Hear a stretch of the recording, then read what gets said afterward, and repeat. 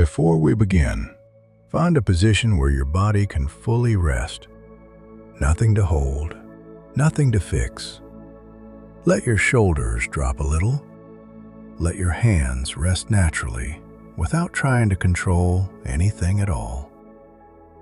Notice the surface beneath you. Let it carry your weight completely. Take a slow breath in through your nose and gently let it go. Again, a quiet breath in and release. With every exhale, something softens inside you, not all at once, but gradually, like distant waves reaching the shore and pulling tension back into the sea. And with every inhale, a quiet clarity begins to return. You're calm, you're light, you're present. Breathe in and breathe out. Notice how the space in your chest begins to open, as if invisible threads of tightness are loosening and falling away. There is nowhere you need to go in this moment, no pace to keep, no direction to follow, only this quiet space and the sound of your own breathing becoming softer. Everything heavy can begin to drift further away, layer by layer, without force. The past does not need to follow you here. Old thoughts, old noise, old pressure, they can soften and dissolve into silence. Right here, there is only this breath, only this moment, only this quiet space where nothing is required of you. Return gently to yourself and stay here for a little while longer. Let this stillness settle in. Let it become familiar, like something you have always known. Tonight, we are going somewhere still, a place where light moves slowly across water, as if it has all the time in the world, where the air feels cool and clean, like it has just passed through forests and rain that fell long ago. Somewhere between the oldest parts of the sky and the unseen depths of the sea. You do not need to imagine it perfectly, just let it form on its own. If your eyes want to close, let them. If they stay open, that is fine too. Either way, you are already there. Welcome to Space Dreamer, and tonight I will tell you the story of Zeus. The sky above the western sea turns the color of a cooling ember as the sun descends. It does not fall, it lowers itself, the way a tired elder lowers into a chair with a kind of dignified inevitability. The light spreads flat and golden across the water, and for a long moment, the whole surface of the ocean is the same warm copper shade, moving softly, breathing in long, slow rolls. Zeus stands at the edge of a cliff he has not visited in a very long time. The rock beneath his bare feet is sandstone, worn smooth by centuries of salt wind. It is still faintly warm from the day. He looks down the sheer face of it and sees the sea churning gently at its base, white foam pulling back across dark stones and then rushing in again, unhurried, consistent, without any need for direction. The sound it makes is neither loud nor quiet. It fills the air the way breath fills a room, present but undemanding. He has taken the form of a man tonight, an old man, large and broad-shouldered, with a beard the gray of thundercloud, and eyes so dark they seem to contain the full depth of a winter sky. He wears a simple robe of undyed wool, no golden edges tonight, no lightning at his belt. He wanted to feel the weight of the evening without the weight of symbols. There is a fishing village far below and to the south. He can see the amber flicker of oil lamps appearing one by one in the windows as families draw inside for the evening meal. Smoke rises in pale gray threads from chimneys and then dissolves into the darkening air. Somewhere among those houses, someone is playing a reed pipe. The notes drift up to him on the wind, small and sweet, the kind of melody a person plays for no audience at all, simply because the evening asked for it. Zeus breathes in slowly through his nose. The air here smells of salt and warm stone and, very faintly, of time growing in the cracks of the cliff face. He has always loved this smell. It is a smell that existed before he shaped his first cloud, before the first rain ever fell on dry ground, before almost everything. He sits down on the edge of the cliff, his legs hanging over the side the way a young boy might sit on a fence, and he looks west, toward the place where the sky meets the sea in a long, perfect line. There is a word the mortals use for this hour, the hour of long shadows. He heard it from a shepherd once, a very old woman who kept her flock on the slopes of a mountain he passes over often. She used the phrase without thinking, the way people use words that have been passed down so many times they have forgotten where they came from. But Zeus knew. He remembered the first time that phrase was spoken. He remembered the mouth that first formed it. Her name was Mnemosyne. She was a Titaness, and she was the keeper of memory itself. He had known her for longer than he had known almost anyone. Not as an adversary, the way he had known so many Titans during those years of struggle and upheaval. He had known her the way you know certain stretches of coastline, deeply, quietly, without needing to understand every rock beneath the surface. It was Mnemosyne who first told him that memory was a form of weather. He had not understood her at the time. He was still young by the reckoning of gods, which meant he was ancient by any other measure, but still capable of missing the meaning behind words. She had taken him to a hilltop at dusk, not unlike this one, and she had said it simply, the way people speak when they know the listener will need time to catch up. "Memory is weather," she had said. "It passes through you. You do not hold it, you experience it." Zeus had tried to argue. He remembered everything. He could recall the precise angle of the sun on the morning of his first day in the caves of Crete, the temperature of the milk from Amalthea's side, the particular sound his mother's sandals made on the rock path outside the cave when she came to visit. He held these things as deliberately as he held a lightning bolt. Mnemosyne had smiled at him, and it was not an unkind smile. She told him that what he was describing was the desire to hold memory still, to pin it to a board like a moth and keep it fixed. But memory was alive, she said. It moved. It changed its color with time. A thing you remembered at 20 would be a slightly different thing when you recalled it at 200, and different again at 2000.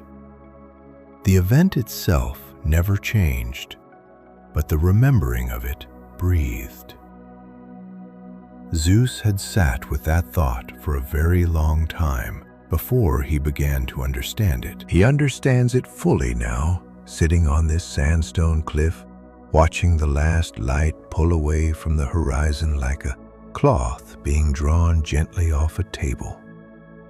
He thinks of the first storm, not the great storms he has conjured since, the ones that bent forests and carved channels through mountains and sent waves over harbor walls. He thinks of the very first one, which was small and tentative, and surprised him almost as much as it surprised the world below. He had been practicing. Mnemosyne had told him that he should not think of weather as a tool or a weapon, the way a sword or a spear is a weapon. Weather was a language. It had its own grammar, its own ways of saying things that could not be said with words. She told him to sit quietly with the atmosphere and listen to what it was already trying to do before he ever attempted to shape it. He had done this for what felt like many weeks, sitting very still on the upper slopes of Olympus, watching clouds form and dissolve, watching pressure change the color of the sky, watching the way warm air moved upward and cold air slid beneath it. He learned the way a student learns a new tongue, by listening far more than he spoke. The first storm came on an afternoon when the air had been building tension all day, the way a conversation sometimes builds towards something unspoken. The sky had turned an unusual shade of green over the eastern sea. The birds on the mountainside went quiet. Even the insects stopped. Zeus felt the charge of it rising through the rock beneath him and up through his bones. He had not meant to respond to it exactly. It was more that his body moved before his mind decided. He raised his arm and the sky answered. The crack of it was so enormous that he sat back on his heels with the shock of it. The lightning went sideways across the sky in a brilliant white branch, and then the thunder followed, a sound like mountains disagreeing, rolling through the clouds and bouncing off the sea and coming back again doubled. Then the rain came. He had seen rain before, but he had not made it. It fell in heavy, warm drops that turned the pale dust of the slopes dark. It ran in bright streams between the stones and collected in hollows in the rock. The smell of wet earth rose from every surface, that particular clean smell that the mortals had also given a name to generations later. That first exhalation of the dry ground finally receiving water. Zeus had stood in the middle of his first rain, soaked through, laughing. He could not help it. The laugh had come from somewhere beneath words. It was pure sensation, pure surprise, pure delight. He was the one who had done this, and yet he had not entirely done it on purpose.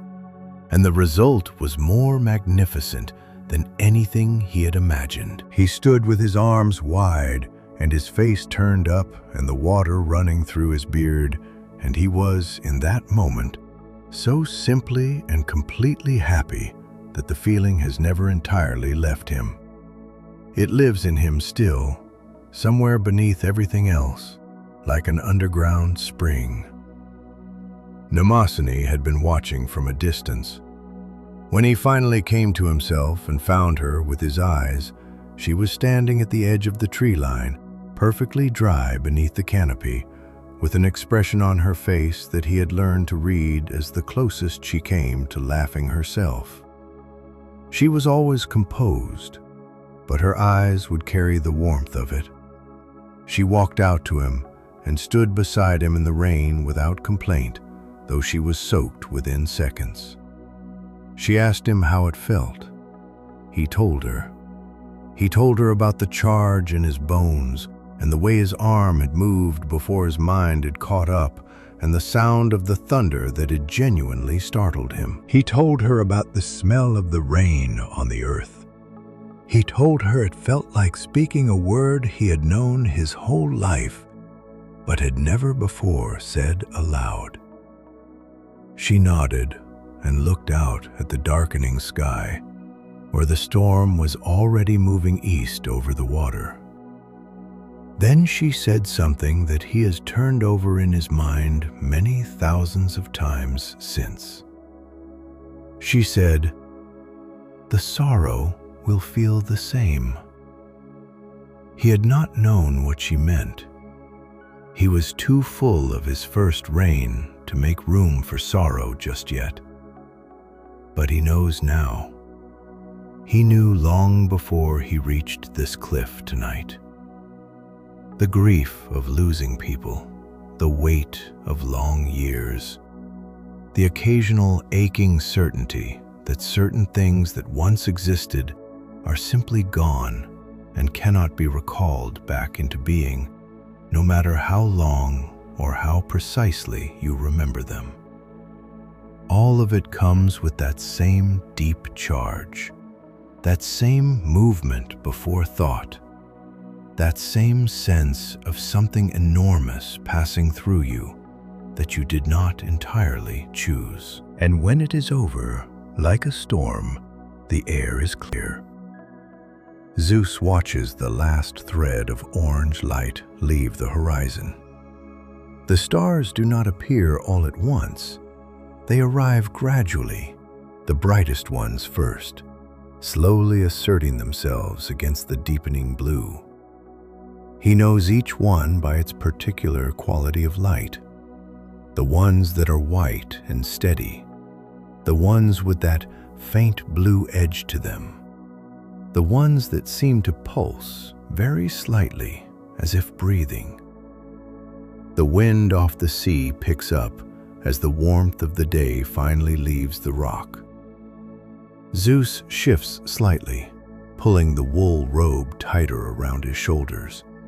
Not because he is cold, the cold of mortal evenings has never reached him, but because the gesture itself is comforting. Small physical adjustments to the world, pulling cloth against skin, pressing bare feet into warm stone, cupping hands around a drinking bowl. These small things, he has come to love them deeply over the long years. They are what anchors the feeling of being somewhere to the sensation of actually being there. The reed pipe from the village below has stopped. The last lamp in the farthest window has been covered or blown out. The village sleeps or is settling toward sleep, and the only sounds now are the sea and the wind, and a single owl calling from somewhere in the dark hillside behind him. Zeus turns his head and listens to the owl. 3 calls, a pause, 3 calls again. He knows this owl, not individually. Owls live short lives by his reckoning, but he knows this hillside, and there has been an owl calling from roughly this position for longer than the fishing village has existed below. It is one of the continuities he loves, a shape that persists through generations. He closes his eyes and just listens for a while. The sea, the wind, the owl, his own breathing, slow and even, falling into the rhythm of the waves without him deciding to let it. The night deepens around him. The temperature of the stone beneath him drops another degree. Far to the east, over the dark mass of mountains he cannot see but knows perfectly well, a distant rumble of weather moves through. Not his doing. The atmosphere carrying on without him, the way it always has, the way it will long after everything else has changed. Mnemosyne is gone now, in the way that certain beings pass from the world. She is not entirely gone, of course. She persists the way a teacher persists in the gestures of the student, in the specific way they hold a thought before speaking it, in the questions they find themselves asking in the middle of an ordinary day. Zeus finds her in his own silences, in the moments when he stops to simply be somewhere, rather than always arriving somewhere or departing from somewhere. That was her teaching, to be present in a moment fully enough that the memory of it would be worthy of keeping. He opens his eyes. The stars are thick now, brilliant. The sky so clear above the sea that the band of them sweeps from one horizon to the other in an unbroken arc. Below, their reflections move on the water, broken and reassembled by each passing wave, never the same twice, always recognizable. Zeus stands slowly from the cliff edge and turns away from the sea. There is somewhere else he wants to be tonight. He walks inland. The cliff path descends through scrub and thyme and the small twisted shapes of olive trees that have grown so slowly and for so long that they have taken on the quality of sculpture, their trunks wound into forms that look purposeful, as if someone arranged them to suggest something about time. The path is narrow.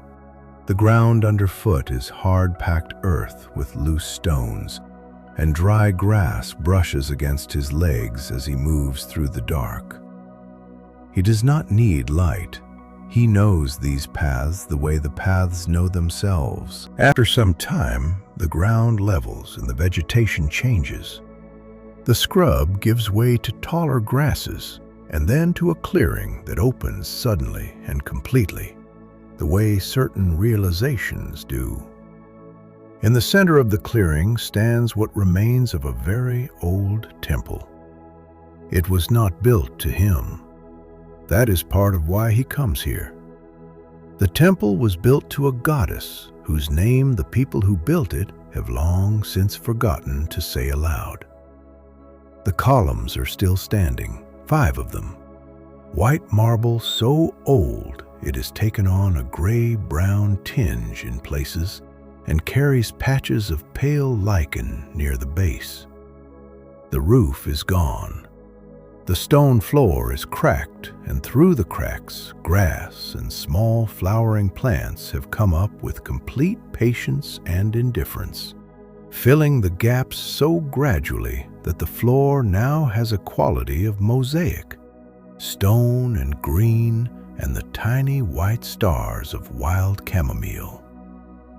Zeus walks between 2 of the remaining columns and into the open rectangle of the temple interior. He has come here often enough over the centuries that the place holds layers of his own memories, the way old stone holds warmth.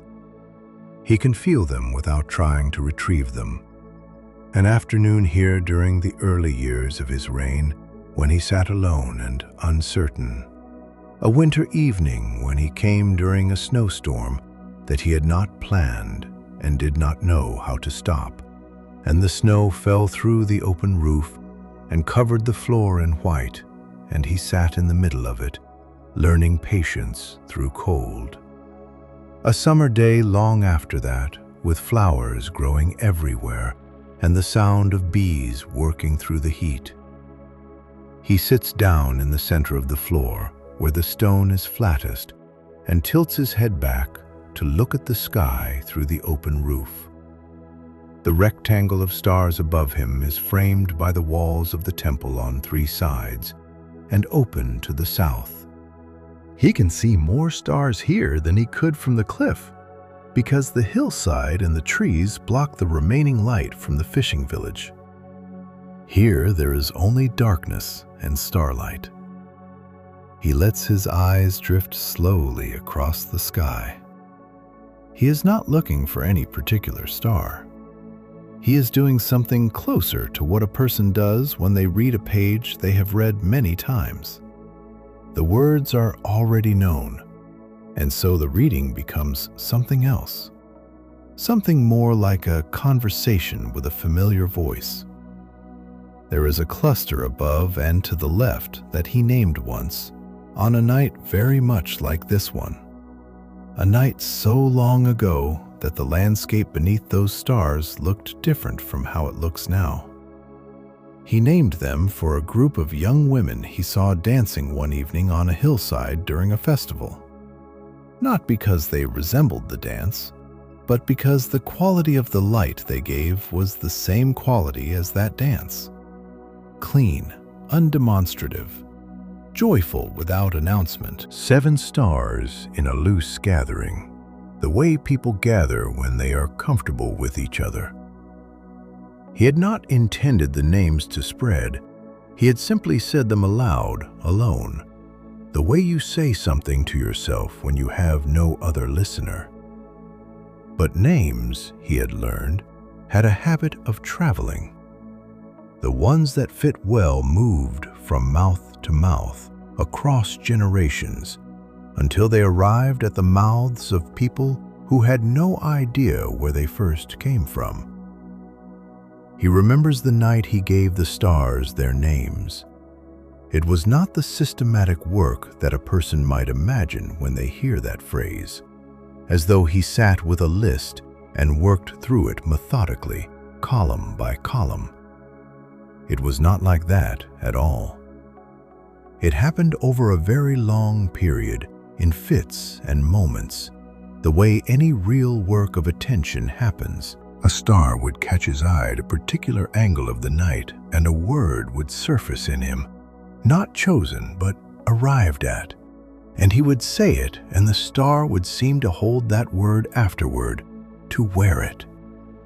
Some names came from what the star looked like, the quality of its light, the way it moved across the night sky with the seasons, the way some stars rise and set, and some circle without setting, and some appear only at certain times of year, like a visitor who comes on the same date reliably.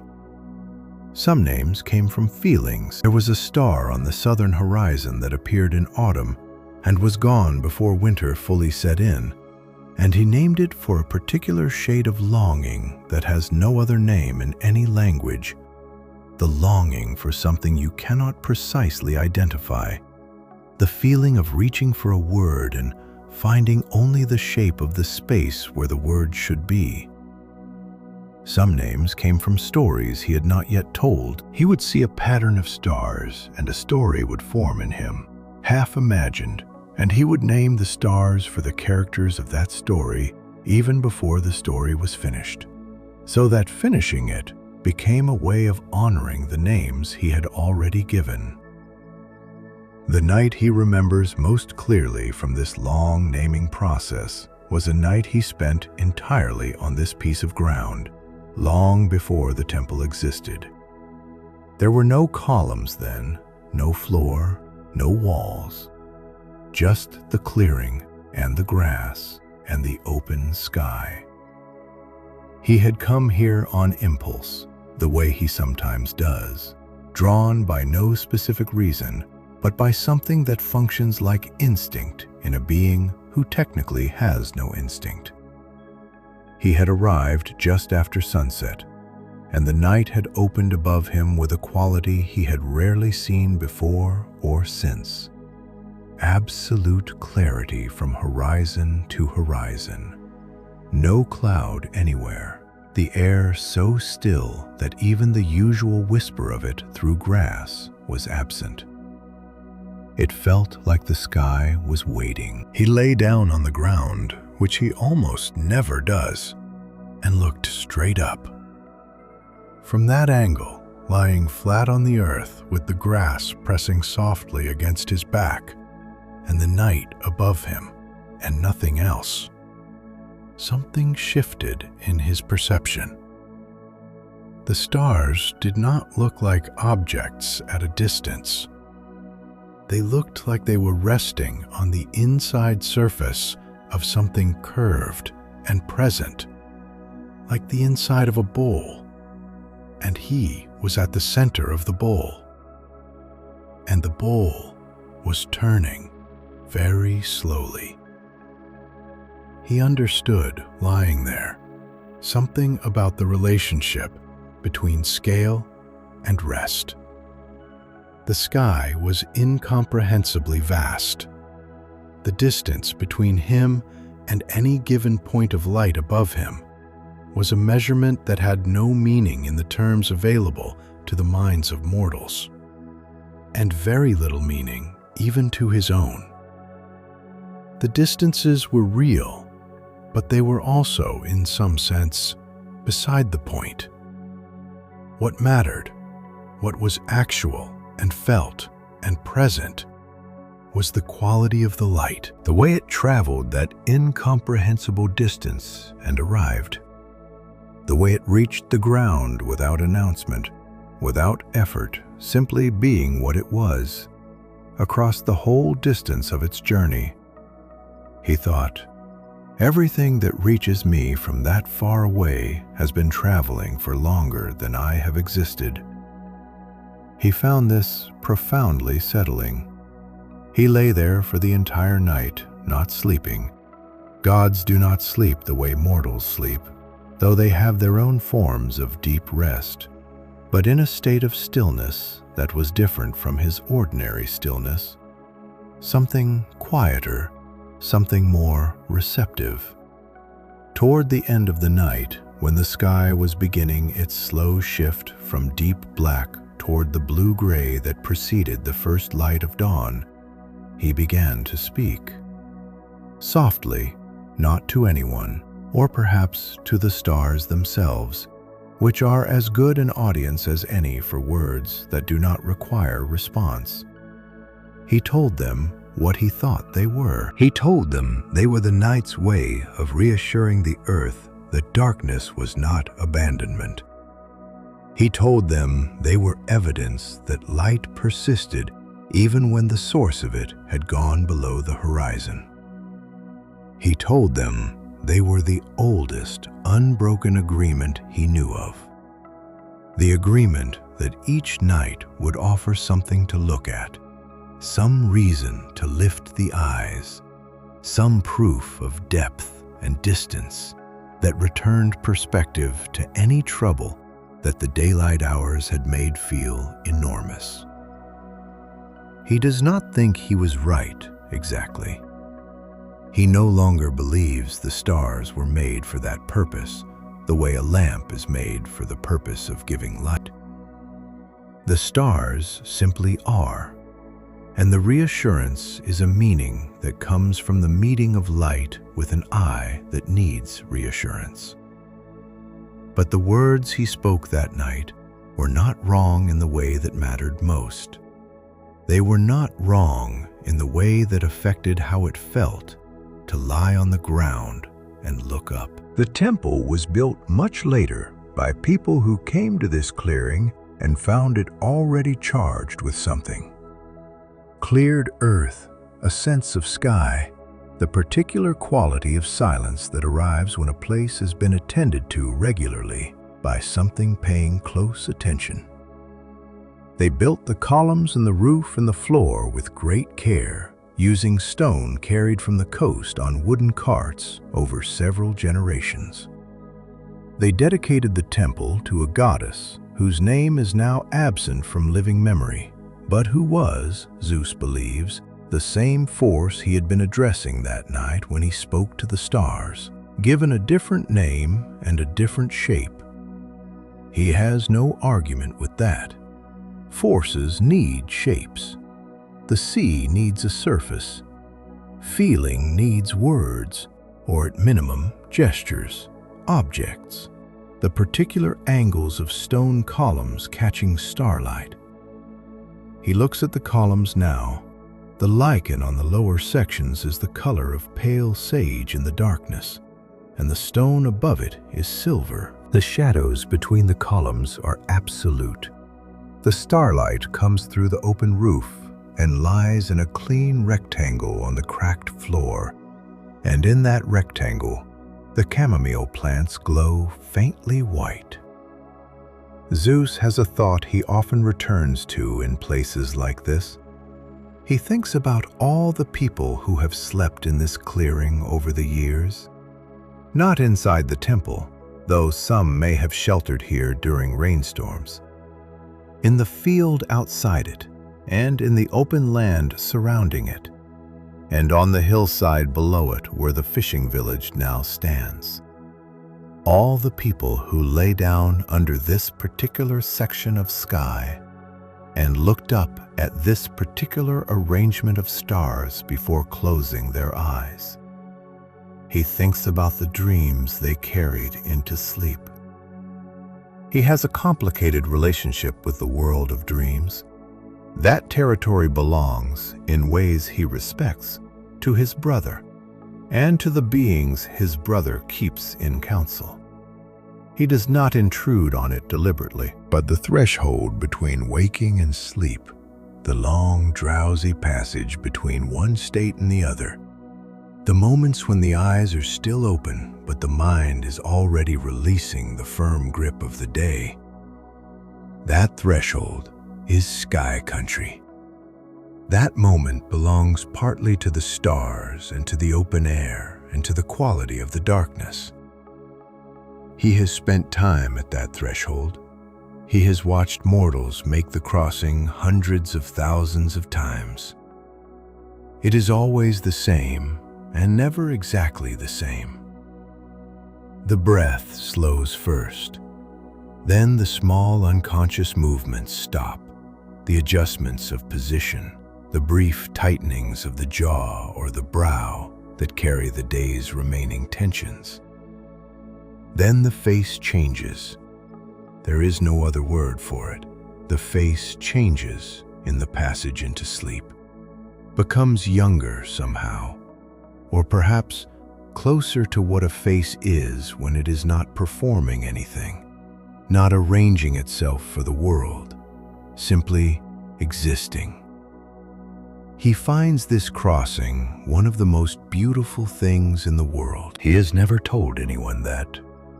He is not sure it would translate into words that made sense to another person. But sitting in this temple, under the stars on this warm summer evening, he thinks it is true, and he allows himself the small pleasure of knowing something beautiful without needing to explain it. The night has fully arrived now. The temperature has settled into the cool of the true night hours, and the chamomile in the cracks of the floor releases a faint, sweet smell in the coolness. A moth drifts through the space between the columns and moves toward the brightest patch of starlight on the floor, then veers away and disappears into the shadow of the far wall.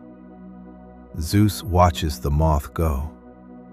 He thinks of a promise he made once and kept, and has been keeping ever since. He made it to himself in his own interior silence on the night he lay on the ground and named the stars. He made it in the voice beneath words, the part of him that moves before thought catches up, the way his arm moved before his mind decided on the first storm. He promised that no night would be empty. He did not mean bright. There were nights of heavy cloud and deep darkness, nights when no light reached the ground from above, and those nights had their own quality and their own purpose. He did not mean comfortable. There were cold nights and difficult nights, and nights that held the particular weight of grief that Mnemosyne had foretold. He did not mean safe. He meant full. He promised the night would always be full of something, weather or starlight, or the sound of the sea, or the call of owls, or the smell of thyme on a warm stone, or the particular silence that precedes dawn, which is a different silence than any other, heavier and somehow more patient.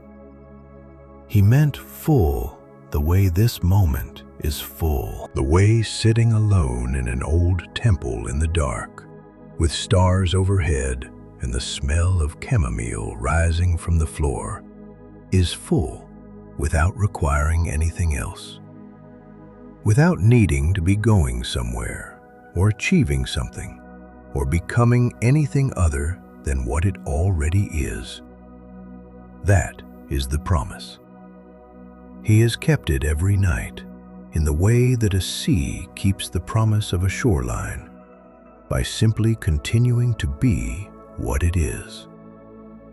He stands slowly from the floor, his legs grateful for the movement. One of the columns catches his shoulder briefly as he moves toward the open side of the temple, the side that faces south and downhill toward the sea. He lets his hand rest flat against the marble for a moment. The stone is cool and very faintly textured with age, a roughness so subtle it is more felt than seen. Beneath his palm, he can sense the memory of heat from all the days this stone has absorbed, stored deep in its composition. He steps out from between the columns into the open air of the clearing. The grass is damp with the beginning of dew. He can feel it under his feet. He stands and looks south, where the sea is invisible in the darkness, but present in the smell of the air and the sound of it, a low, continuous sound that is both near and very far. He is going to the sea. The path that leads from the clearing to the coast is longer than the one he took coming inland, because it winds through a valley and then climbs briefly before descending the final slope to the water. He takes it slowly. There is no reason to hurry. The night has hours left in it, and the sea will be there regardless of when he arrives. The valley holds a different quality of air than the hillside. It is cooler and damper, and the sound of a small stream running along its floor arrives before he can see the water. He follows the sound until his feet find the edge of it, and he walks beside it for a while, listening to it move over the stones, which produces a sound that is both entirely consistent and constantly varied. The same rush and fall repeated in slightly different combinations, the way a piece of music sounds different each time it is played by someone who understands that it must be allowed to breathe. He has been thinking all evening about a conversation he needs to have. The conversation is not with any living being. It is with a decision he made a very long time ago that he still is not entirely certain was correct, and which he finds himself returning to at intervals, turning it over the way you turn over a stone to see what is underneath. The decision was this: to allow the world its own momentum. In the earliest years of his reign, he managed everything. Not the way his father had managed everything, from a position of paranoid fear, but from genuine engagement. He shaped weather with deliberate intention. He intervened in the lives of mortals with what he believed was appropriate frequency, adjusting outcomes, redirecting events. He was present in a way that might, from outside, look like control. Though he did not experience it as control, he experienced it as care. It was Metis who told him, gently and with great precision, that the two things could become confused. Metis was one of the wisest beings he had ever known. Her wisdom was not the ornamental kind, the kind that exists to be displayed. It was the working kind, the kind that changed how you saw things when you were in the middle of a problem rather than above it. She had the gift of knowing where you were actually standing, as opposed to where you thought you were standing, and of telling you this in a way that was useful rather than merely humbling. She told him that care and control felt the same from the inside, but looked entirely different from the outside. She told him that the mortals did not grow through his interventions, however well-intentioned. They grew through the spaces between his interventions. They grew in the difficulties he did not resolve. They found their ingenuity in the problems he did not solve for them. She asked him to consider what would happen if he stepped back slightly. Not abandonment, presence without management. He had resisted this for a while. The resistance came from something real. He had watched mortals suffer in ways that he had the power to prevent. And choosing not to prevent suffering when you have the means to prevent it did not sit easily in him. It still does not sit entirely easily in him. But Metis had been right, as she so often was. The moment he released the grip, not all at once, but gradually, the way you release the tension of a held breath, something changed in the world below him. The mortals began to build things he had not imagined. They began to solve problems in ways he would not have devised. They found language for emotions that he had felt but never articulated, found music for states of being that existed in him as pure sensation, but had no form until they gave it form. He thinks of the reed pipe from the fishing village. Someone chose to play it this evening for no other reason than that the evening was beautiful and the feeling was present. That choosing was entirely theirs. It could not have been given to them. It had to arrive from within a life that was genuinely theirs to live, which meant a life not too comprehensively managed by even the most well-meaning of gods. He reaches the bottom of the valley, and the ground begins to rise again. The climb is gentle, through low-growing vegetation and occasional limestone outcrops, pale in the starlight. The stream behind him diminishes to silence as he moves away from it. Ahead, very faintly, the light on the water becomes visible. The stars reflected in moving silver sheets on the surface of the sea. He has been carrying something all evening without quite acknowledging that he was carrying it. It is a kind of gratitude that has no clean object. Not gratitude toward any person or being. Gratitude toward the fact of the evening itself. The fact of this cliff and this sea and this sky and these hours. Gratitude toward the existence of the chamomile in the cracks of the temple floor, and the owl calling from the hillside, and the moth drifting toward starlight and away again. Gratitude toward the quality of dew on grass at the edge of the night's deepest hours. Gratitude toward the reed pipe, long since silent, and toward the person who played it, and the feeling that moved through them when they played. He does not know what to do with gratitude this large. He has never entirely known. He crests the last rise and sees the sea. From this vantage, slightly higher than the cliff he started from, the water stretches out in every direction below him and into the distance. The stars above and the reflections below create a sense of being surrounded on all sides by sky, of being suspended within it. The dark mass of the land behind him, the only confirmation that there is an earth at all. The night is very quiet here. The wind has dropped to almost nothing. The sea is in one of its long, gentle periods, the kind that follows a day of warmth and stability, when the water seems to settle into itself, the waves long and low and slow. Zeus descends the last stretch of path to the water's edge.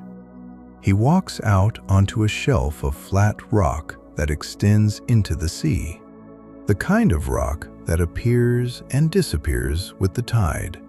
And at this hour, deep in the night, with the tide pulling back, it is fully exposed. The rock is dark and smooth and faintly damp. The sea moves along its edges with a sound like careful breathing. He sits at the furthest point of the rock shelf and puts his feet into the water. The sea at night has a different temperature than the sea in daylight. It is not simply colder. It is different in quality. Cooler in the way that a room is cooler when the fire has been banked for the night, but not entirely extinguished. Still warm in some essential sense, the warmth stored in it from the day's sun releasing slowly into the dark. His feet in the water, the sea moving against the rock, the stars overhead and below. He has been thinking all evening, in the way that long walks through familiar landscapes encourage thinking, without urgency and without destination, the thoughts arriving in their own order, leading to the next with their own slow logic. He has been thinking about what it means to have made the world and then to have become part of it. In the very beginning, when he was still learning the shape of his role, he thought of himself as separate from the world he governed. He was the king, and the world was the kingdom, and the two things were distinct. He stood above the kingdom and looked down on it and made decisions about it. He does not experience it that way anymore.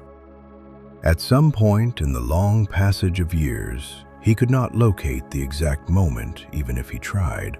The separation dissolved. The world is not something he stands above. It is something he stands within. The sky is not something he commands. The sky is, in some sense that he cannot fully articulate but is completely certain of, the expression of whatever he most essentially is. When a storm builds over the sea, it is not that he is building it. It is that the sky is doing what the sky does, and he is the sky in a way that transcends ownership. The same is true, he thinks, of the mortals. They are not his creation in the way that an artisan's pot is the artisan's creation. They are more like something that emerged from the conditions of the world becoming complex enough to require them. They exist the way questions exist, not because anyone decided to ask them, but because the structure of things reaches a point where the questions become inevitable. He loves them for exactly that. Not as a craftsman loves his work, more the way you love something that surprised you into recognizing something you did not know you contained. The night is moving toward its last hours. He can feel the shift in the air before any visible sign of it arrives. A very slight change in the direction of the wind, a barely perceptible alteration in the quality of the darkness, as though the night itself is beginning to orient toward the east with some distant preparatory attention. Dawn will not come for some time yet, but the night knows it is coming, the way a long sleep knows at some deep level below waking that morning is beginning its slow approach. Zeus looks east along the horizon line. Nothing yet. Total darkness. The stars at the horizon are the same brightness as the stars overhead, which means the sky is still fully night. He breathes in and out, watching, in no hurry. He has watched this particular change many thousands of times, and it has never bored him. It is the same change, and it is never the same. He thinks of all the people who are sleeping now. The fishing village below the cliff, every lamp dark, every house quiet. The farms and settlements inland, the hill villages, the city whose lights he can see faintly far to the northeast, even at this hour still carrying a faint warmth above it. All the sleeping people in all the sleeping houses. children in their beds, their breathing slow, their faces in the expression that he loves most. Old people sleeping with the particular heaviness of age, deep and dense. People in the middle of their lives sleeping lightly, half listening even in sleep for the sounds of their households. And those who are not sleeping, the ones sitting up late with a worry or a sadness or an excitement that will not release them. The ones watching a window and thinking. The ones lying still in the dark with their eyes open. He feels, for all of them, something he could only call tenderness. He does not say this word aloud very often. It is not a word that sits easily in a sky god's vocabulary, sandwiched as it usually is between thunderbolts and decrees. But it is accurate, and he is alone here on this rock with the sea around him, and no performance required, and accuracy matters. He feels tenderness for the sleeping and the sleepless alike, for the ones who will wake in an hour to begin the day, and the ones who will sleep until the sun is already well up, for the ones whose nights are peaceful and the ones whose nights carry weight, for the shepherd and the fisherman and the child and the elder and the person who sits up late watching a flame think. He has made them many promises over the years, most of them never spoken aloud, all of them kept. The promise of consistent weather, which means not constant goodness, but reliable pattern, the world following the grammar of seasons with enough predictability that a life can be built around it. The promise of beauty, which he has kept in every sunset and every dawn, and every configuration of cloud, and every star, and every moon path on water. The promise of scale, which is perhaps the most important one. The sky is large enough that no human trouble can fill it. However great the difficulty of a given life, however all-consuming the worry of a given night, the sky remains incomprehensibly vast, and the stars in it are older than the troubles, and the sea does not know about the worry and does not care. And this indifference, which is not cruelty, is a kind of mercy. It is scale. It is the promise that the world is larger than the moment you are in. He made this promise also to himself. He looks at the stars directly above him. There is one near the top of his visible arc of sky that he has never named. He looks at it often. It is not particularly bright. It has no distinguishing color. It sits slightly apart from the clusters around it, not dramatically alone, just at a slight remove, the way some people stand at a slight remove from their group without being outside it. A particular quality of steady, reliable presence. He has never named it because the name would have to mean something that he does not think he can say in a word or even several words. It would have to mean the presence of something needed that does not announce itself. The thing that is there every night without requiring acknowledgement. The constancy that is so complete it becomes transparent. He has thought about it many times. He thinks about it now. The first thread of change appears at the eastern edge of the horizon. Not light yet, a shade, a very slightly paler quality of darkness along the line where the sky meets the sea, as though something behind the horizon has shifted its position by a small but consequential amount. He watches it. This is the part of the night that most people miss. The ones who are asleep at this hour miss it entirely, which is as it should be. They are doing what the night is designed to give them, the deep rest that restores the day's costs. But the night keeps on after the sleepers have crossed their threshold. It has its own last hours, its own final qualities, its own quiet preparation.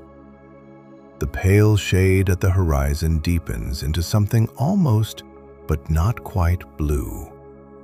Zeus watches it with the whole of his attention.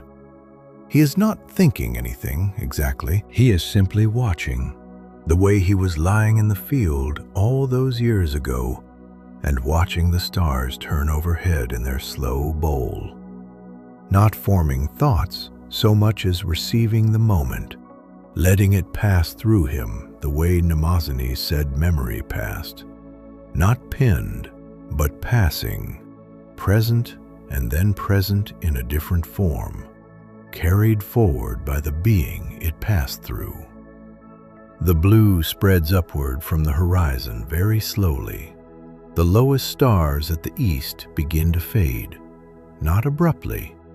They do not disappear, they dissolve. Their light absorbed gradually by the growing brightness, the way individual sounds become inaudible when enough other sound accumulates around them. The stars higher up remain. The zenith stars remain fully brilliant, but the east is becoming something else. He watches the sky change color, the way a great slow breath releases. There is a word in a very old language, a language that existed before the languages the mortals now speak were formed from it. A word that means this exact moment, this exact quality of sky, this exact transition. The word sounded like the feeling of breathing out after holding your breath for a long time. He has not heard it spoken in many ages. He thinks it now, silently, in the voice beneath words, and the thinking of it is accurate in the way that good words are accurate, catching what was happening precisely. The sea begins to show its surface in the growing light. He can see the long swells now, the dark forms of them moving past him in smooth succession, catching the very first light on their upper curves in a stripe of silver gray that vanishes as each wave passes and appears on the next. His feet are still in the water. He has been here for a long time without needing to move.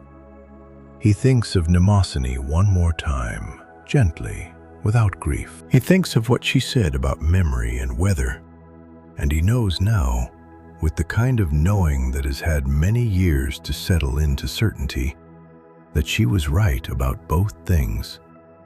The storm passes through. The joy passes through. The sorrow passes through. What remains is not the weather, but the sky it moved through. The sky remains. He is the sky. This is not a proud thought. He does not sit with it the way a king sits with a title. He sits with it the way you sit with any fact that has been true for so long it is simply part of what you are. The way the color of a stone is part of the stone, not added to it, not separate from it. The light at the horizon has moved from pale blue to the faintest blush of rose. He takes his feet from the water and stands on the rock shelf, standing straight, his face to the east, the wool robe moving slightly in the first breath of morning air that is different from the night air, warmer at the edges, carrying with it the smell of the land waking up. He stands still for a long time. The rose deepens to amber along the horizon's line, and then, at the exact point where the sea meets the sky, a thread of gold appears, so thin it could be an edge of the water itself catching light. And then it broadens, and the colors cascade, amber into orange, orange pulling away at its edges into a pink so pale it is almost white, and the whole sky above it beginning its shift from deep blue toward the clear, clean blue of the day that is arriving. He watches Helios begin his crossing. The sun's first arc comes over the horizon, and the sea ignites. Every wave catches the light on its eastern face and throws it back in a way that is entirely different from the silver of starlight on water. This is warm and direct and immediate. The light hits the rock shelf under his feet, and the rock goes from gray to gold. His shadow appears behind him, long and leaning west. He breathes in the morning air. Below the cliff, in the fishing village, the first sounds of waking begin. A door, a dog. The very first voices, low and morning rough, exchanging the first few ordinary words of the day. The sound of something being set down on a table. The sound of water. Someone in the village, very soon, will walk outside and look up at the sky. They will see it clear. They will see the morning properly arrived. The day presenting itself without complication, with all the colors in their right places, and the air moving in off the water with a freshness that arrives specifically in early morning. They will feel the warmth of the first sunlight on their face, that particular warmth that carries the whole accumulated promise of the day in it. They may not think anything particular about it. They may simply turn and go back inside and continue with the business of the morning.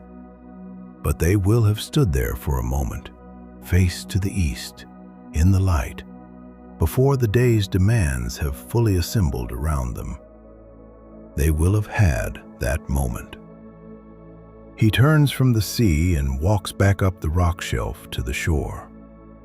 The path back to the higher ground is steep at first, and he takes it slowly, his feet finding each foothold with the ease of long familiarity. The time is still in shadow here on the western face of the slope, but above him the hilltops are already in full morning light, the pale gold of it making the limestone outcrops glow softly. He does not go back toward the fishing village. He does not go back to the temple, though he passes near enough to it on the upper path that he can see between the trees the white of one column catching the early sun. He continues upward and northeast through the groves of oak that are waking with the sound of birds beginning their morning conversation, through the pine forest where the needle-covered ground is springy underfoot and the morning light falls in long, slow bars through the canopy. He is returning to Olympus, not because duty requires it at this exact moment. The affairs of the gods do not wait with any particular urgency at this precise hour, but because the morning makes him want to see the mountain, the full shape of it from the air, the way it rises from the surrounding landscape with a clarity that only the early morning light reveals. Every ridge and slope and couloir distinct and separate, the snow on the upper reaches brilliant against the blue. He pauses at the edge of the pine forest and looks back south toward the sea. From here he can see the full extent of the coast, the line of cliffs he walked along at dusk, the clearing above it where the temple stands, the descending slopes to the fishing village whose red tile roofs are catching the early sun and throwing it back warm. Beyond the village, the sea stretching out flat and bright and enormous to the horizon, which is now so clean and distinct in the morning light that it seems drawn there deliberately.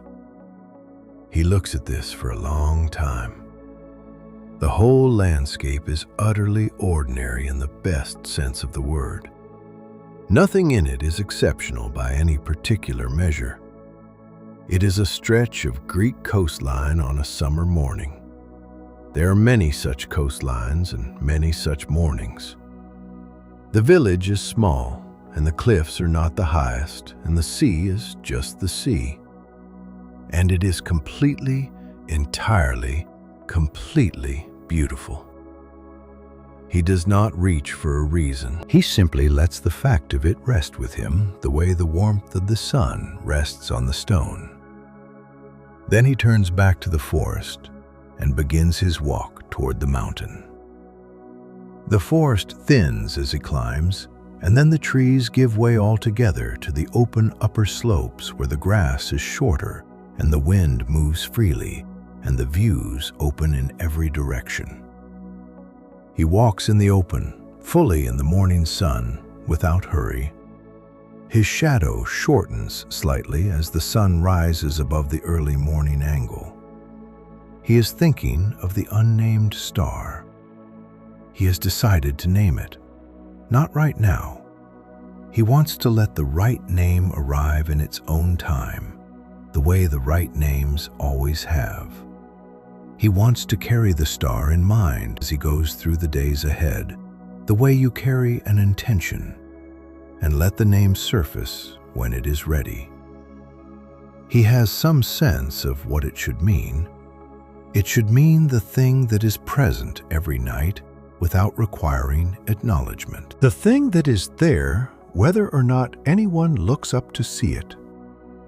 The constancy that does not diminish through being unnoticed, that does not increase through being seen, that simply continues to be what it is with complete equanimity across the full length of every night. There is a feeling that comes with that kind of presence. He has felt it himself in the long watches of the night when he has been somewhere on the earth, unknown and unnamed, in a form that no mortal recognized as divine, simply being in a place and attending to it. The feeling of being present without being seen, of offering something without being aware that you are offering it. He thinks that feeling might be the name. He is almost at the summit when he pauses one more time and looks east.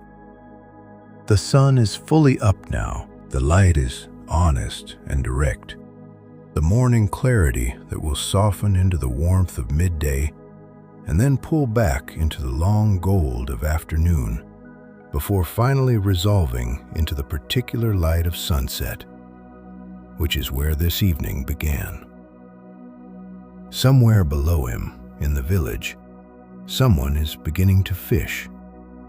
He can see the small, dark shape of a boat moving out from the shore, pulling west with the morning current, its sail catching the light.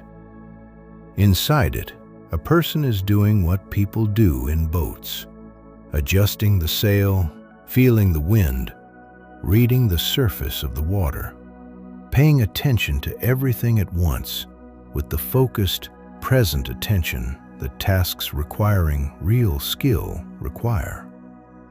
Not thinking about anything except the boat and the sea and the morning. He watches the small boat for a moment. Then he turns and continues up the last slope to the summit of Olympus. The wind on the summit is clean and cold and carries with it the smell of the upper air, a smell that has no earthly equivalent, clear and sharp and faintly electric. He stands at the highest point and looks in all directions, and the world is laid out below him in every direction under the full morning light. The green of the land and the blue of the water and the white of the mountain peaks to the north and the long brown lines of the roads connecting the small white clusters of the settlements and the fishing boats far below and the birds working the thermal columns over the warming slopes and the trees and the rivers and the farms and the forests. He takes a very long breath. He holds it for a moment, not dramatically, just allowing the air to be fully present in him before releasing it. Then he releases it, and the morning continues. The birds continue, the boats continue, the sea continues its long, unhurried conversation with the shore. The wind moves across the grass of the upper slopes and through the pines below and down into the valley where the stream is already catching the morning light and throwing it back in the restless, joyful, small-scaled way that water in motion always does. Below, in the fishing village, a child walks out the door of a small house and looks up at the mountain. The mountain is ordinary and enormous and entirely familiar. The child has seen it every morning of their short life. They do not think about it. They glance up, register its presence, feel, without being able to name the feeling, the particular comfort of something vast and permanent and reliably there. Then the child runs off to find their friend, and the morning opens around them, full of everything the day contains. The mountain stands. The sky holds. The night will come again in its own time, bringing with it the stars and the owl and the smell of time on warm stone and the long, slow, breathing sea. And somewhere on a cliff or in a clearing or on a flat rock above the water, the night will be complete. It will be full of everything the night is. And in the houses below, in the beds of the sleeping, the breath will slow, and the small movements will stop, and the faces will change into the face that is not performing anything, not arranging itself for the world, simply present, simply resting. And the sky above them will hold exactly what it has always held, the darkness and the stars, and the vast, quiet distance of everything that has been traveling toward them for longer than they have existed, arriving now, arriving gently, arriving without announcement into the warm interior of the night, where everything that needed to be carried has been set down, and the dreaming has begun, and all is quiet, and all is well.